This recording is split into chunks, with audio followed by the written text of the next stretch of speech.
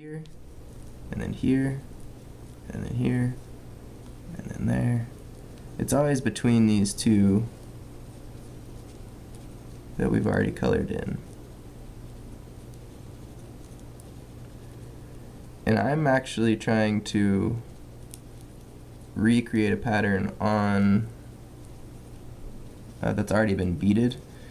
Once you count out your beads, so you have your first row and do like a border color, and we're not going to go beyond this because that's our 20th bead. If you were to count over from here, because we started to the left of this one, we're going to finish to the left of that one, and that will give us 20 beads. So that's our first 2 rows.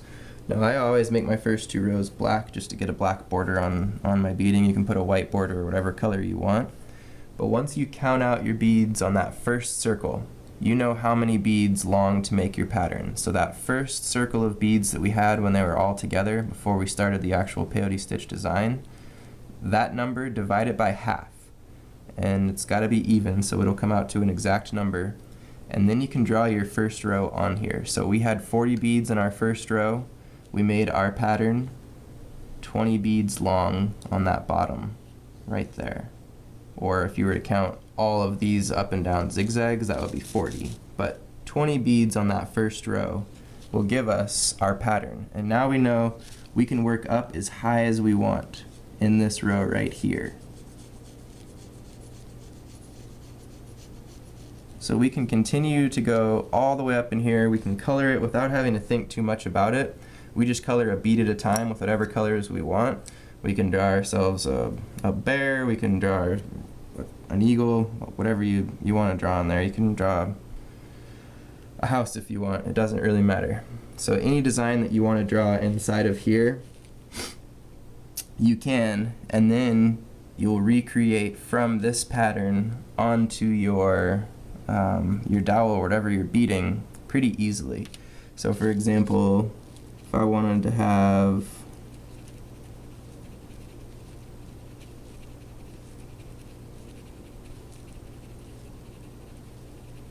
a little red flower with a purple center,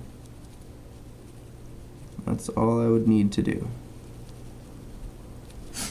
And now, what I like to do when you're beading them is to have a ruler on hand, and so that you know, for example, in this row we've got all white beads because I haven't colored it in. I could if I'd like to, if I want to put some green grass on the base.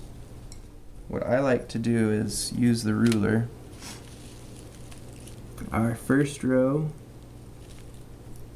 is right here, and I like to draw a line through it. It's really subtle, but you can totally see it, and it gives you a reference point for what you're beading as you're beading it. Some people draw a line through it after they've beaded it. Some people do it, draw a line through the one that they're currently beading. I personally like to draw it through the one that I'm currently beading, but it's just a feel. And then you line it up to the next row. These first 2 rows will already be done. And you can see that there's a line through that row. And then the next one, make sure you're going through a single row just like that. If you're not drawing on the back of burlap too, that makes a big difference as far as getting the pencil mark to go through. But now we know on this row we would put on a white, a white, a white, white, white, white, white, white, and then here it'd be green, green, red, green, green, green, white. And you just build it because it's one at a time. So you can, even if you really are having trouble at the first, you can knock off each bead on your pattern. It would take forever, but you can totally do it. And eventually you'll get to the point where it's pretty intuitive. It's easy to keep track of where you are in a row. And you work your way all the way up until you're finished. One thing also that I mentioned when we were building this pattern is our starting point was right here. Our next row is there. Our next starting bead is there. And our next starting bead was there. And our next one is there. So you can see it works up this diagonal. On the pattern, let's say, and this will come into play when you actually put it on your design. you're going to want to figure out where the center of your pattern is in relation to whatever it is that you're beading. So you're going to put the center, if we want this to be the center of our dowel right here, this row, then we need to make sure that it's oriented correctly on whatever it is that we are. So count over. Once you get that first row on, you can orient your pattern accordingly. So for example, in this one, our first bead, let's say, is this red one. If we want this to be our red bead right in the center, we would count over however many beads this is from where say our thread was starting actually right here.